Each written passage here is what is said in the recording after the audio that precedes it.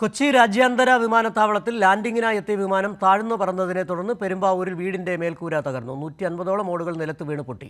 ഒക്കൽ സ്വദേശി MV ജോയിയുടെ വീടിനാണ് കേടുപാടുകൾ സംഭവിച്ചത്. ഒരു 4:30 കഴിഞ്ഞപ്പോൾ പ്ലെയിൻ ഭയങ്കര സൗണ്ടിൽ വന്നു. ഭയങ്കര സൗണ്ട് കേട്ട് കഴിഞ്ഞിട്ട് ഒരു കാറ്റും ഇതോടും കൂടി ഞെരിഞ്ഞെരിന്ന് ഓട് ഇറക്കി വീണു. ഞാൻ ആ ഇറയത്തിൽ നിന്നും മിച്ചത്തേക്ക് ഇറങ്ങാൻ സംബന്ധിക്കും പ്ലെയിനും പോയി എല്ലാ സാധനവും താഴെ വീണു. കാരണം പ്ലെയിൻ പോയതുകൊണ്ട. അതിനുമ്പോൾ ഒരു കുഴപ്പമില്ല, വളരെ ശാന്തമായിട്ട് മഴയൊന്നുമില്ല, ഒരു കാറ്റുമില്ലാണ്ട് ചുമ്മാ നല്ല സമയമായിരുന്നു. 4:30 മണിയായി.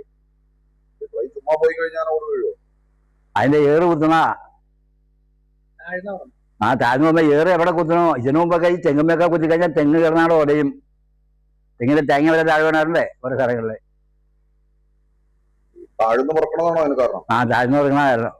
താഴ്ന്നു പറക്കുമ്പോ ഏറ് കുത്തും. ഏറ് കുത്തി കഴിയുമ്പോൾ ഏറ് എവിടെ ഒന്ന് കുത്തണോ അവിടെ അത്രയുടെ പരിപാടിയാ. പരാതി ആരോടും പറഞ്ഞില്ല. പരാതി ആവുന്ന ആ പ്രസാദ് കൊടുത്തിട്ട് ഒരു മറുപടിയും കിട്ടിയില്ല.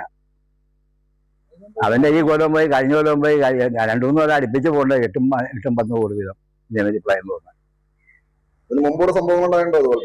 അതേമാതിരി അവനുണ്ടായിട്ടുണ്ട്, ഇവിടെ ഉണ്ടായിട്ടില്ല. നാട്ടിലുണ്ടായിരുന്നു, തൊട്ടടുത്ത വീട്ടിലുണ്ടായിരുന്നു.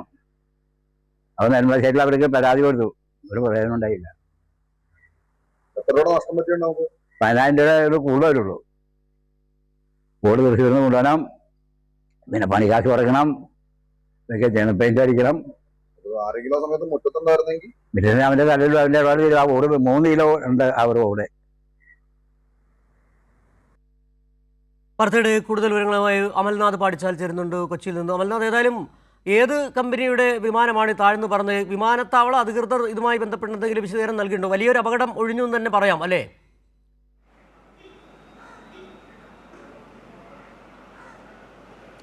സിജു, തീർച്ചയായും അങ്ങനെ തന്നെ പറയേണ്ടിയിരിക്കുന്നു. ഈ നെടുമ്പാശ്ശേരി വിമാനത്താവളത്തിലുള്ള ഈ ഒക്കൽ ഭാഗത്താണ് ഈ ഒരു സംഭവം നടക്കുന്നത്. അതായത് ഈ നെടുമ്പാശ്ശേരി വിമാനത്താവളത്തിലേക്ക് വിമാനം പോകുന്നത് ഈ തട്ടേക്കാട് വെച്ച് തിരിഞ്ഞ് ഒക്കൽ ഭാഗത്തു കൂടിയാണ്. ഈ ഒക്കൽ ഭാഗത്ത് എത്തുമ്പോൾ വിമാനം താഴ്ന്നു പിറക്കുകയായിരുന്നു. അതോടുകൂടിയാണ് ആ ഭാഗത്തുണ്ടായിരുന്ന MV ജോയി എന്ന വ്യക്തിയുടെ വീടിന് മുകളിലെ ഈ ഓടുകൾ അത് പറന്ന് താഴേക്ക് വീഴുക. ഏകദേശം ഒരു 150ഓളം ഓടുകൾ ഇത്തരത്തിൽ നിലത്തു വീണ് പൊട്ടി എന്നാണ് വീട്ടുടമകൾ പറയുന്നത്. ഈ വിമാനത്തിൽ നിന്നുണ്ടായ ശക്തമായ കാറ്റാണ് ഇത്തരത്തിൽ ഈ ഒരു അപകടമുണ്ടാക്കുവാനുള്ള കാരണം എന്നാണ് വീട്ടുടമകൾ പറയുന്നത്. അതേസമയം തന്നെ ഏകദേശം ഒരു 10,000 രൂപയ്ക്ക് മുകളിലുള്ള കേടുപാടുകൾ ഈ വീടിനുണ്ടായിട്ടുണ്ട് എന്നും ഇവർ നിലവിൽ സൂചിപ്പിക്കുന്നുണ്ട്. അതേസമയം തന്നെ ഈ ഒരു സംഭവം നടക്കുമ്പോൾ ഈ വീട്ടിനകത്ത് MV ജോയിയുടെ അച്ഛനായിട്ടുള്ള വർഗീസ് ഉണ്ടായിരുന്നു. മറ്റ് മഴയോ കാറ്റോ ഒന്നും തന്നെ ആ സമയം ഉണ്ടായിരുന്നില്ല. അപ്പോൾ ഇത്തരത്തിലൊരു ശബ്ദം കേട്ടതോടുകൂടി വർഗീസ് വീടിന് പുറത്തേക്ക് ഇറങ്ങി നോക്കുകയായിരുന്നു. ആ സമയമാണ് ഈ വിമാനം താഴ്ന്നു പറക്കുകയും ഓടുകൾ താഴേക്ക് വീഴുന്നതും കണ്ടത്. പക്ഷേ ഇദ്ദേഹത്തിന് യാതൊരു പരിക്കും പറ്റിയിട്ടില്ല. പരിക്കേൽക്കാതെ ഇദ്ദേഹം രക്ഷപ്പെടുകയായിരുന്നു.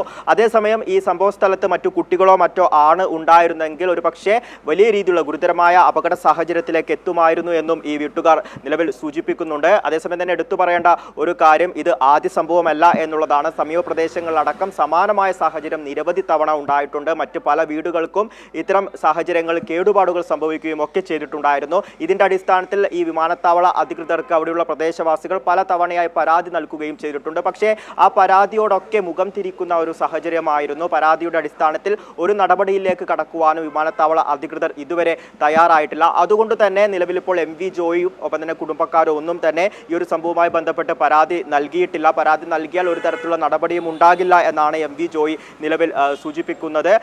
അതേസമയം ഞാൻ നേരത്തെ സൂചിപ്പിച്ചപ്പോൾ തന്നെ കുട്ടികളോ മറ്റോ ഇല്ലാത്തതിനാൽ തന്നെ ഒരു വലിയൊരു അപകട സാഹചര്യം ഇല്ലാതായി എന്ന് തന്നെ പറയേണ്ടിയിരിക്കുന്നു. ഏകദേശം ഒരു 150ഓളം ഓടുകളാണ് തകർന്ന് താഴേക്ക് വീണത്. അവ പൂർണ്ണമായും, അതായത് ഉപയോഗശൂന്യമല്ലാത്ത സാഹചര്യത്തിലേക്ക് പോയി എന്നുള്ളതാണ്. ഏകദേശം ഒരു 10,000 രൂപയ്ക്ക് മുകളിൽ നാശനഷ്ടം ഉണ്ടായിട്ടുണ്ട് എന്നും വീട്ടുടമകൾ നിലവിൽ പറയുന്നു. സിജു.